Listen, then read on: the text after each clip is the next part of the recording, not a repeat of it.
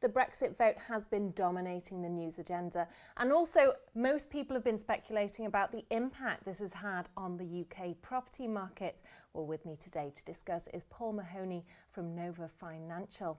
Paul, great to have you with us today. Thanks. So I've heard so many reports about what sort of impact the Brexit is having on UK property, especially the commercial side, but what's the reality, would you say? Well, we're only a month past it, so it's hard to say.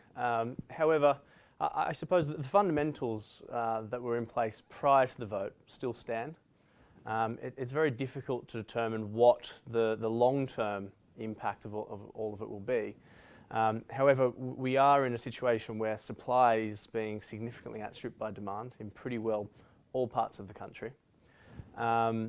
And whilst ever you've got a market like that, it's difficult to argue against the market doing reasonably well over the mid to long term.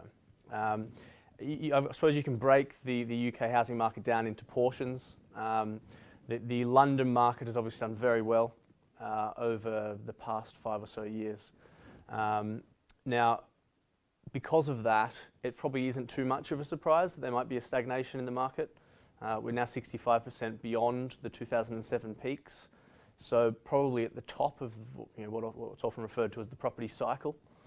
Other areas of the UK aren't so much at the top of the cycle, so it's fairly easy to argue that there is still potential for fairly strong growth in those areas, especially the northwest, I'd say. It does seem to me almost like the Brexit vote has become somewhat of a scapegoat for the property industry, because the reports I've been reading is it's commercial property that's been affected and the high-end market, of course, but you've got to take into account the stamp duty rises and that sort of thing. So are there other factors going on in the background that are impacting it? Yeah, I'd tend to agree. There's a bit of scaremongering going on.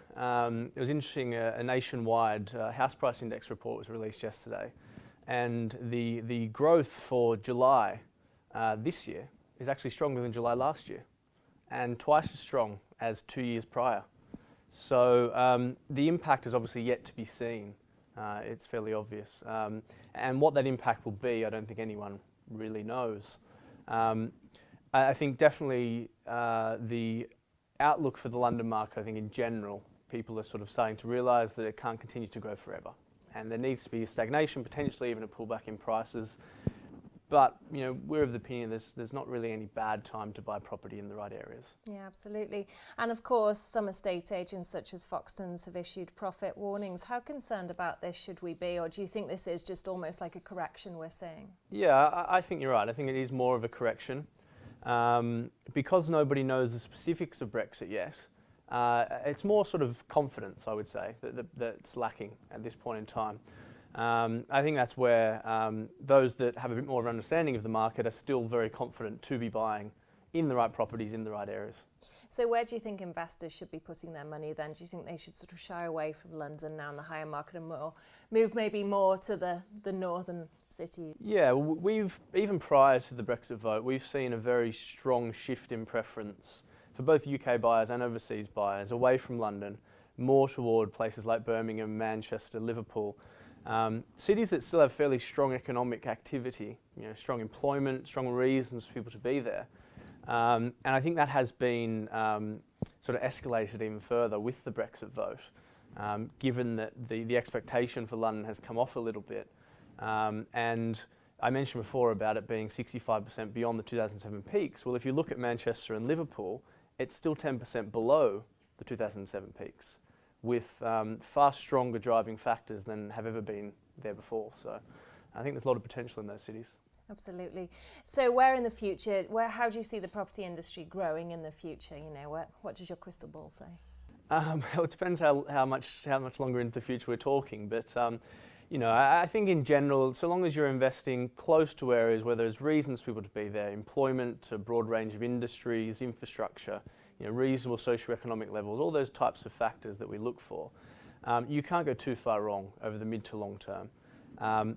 Short term, it's obviously harder to predict, but if you're positioning yourself with those fundamentals in major cities where there's always going to be reasons for people to want to live and want to buy, you can have a relative amount of confidence in the right outcomes. So finally, bringing the conversation back to Brexit for one final question.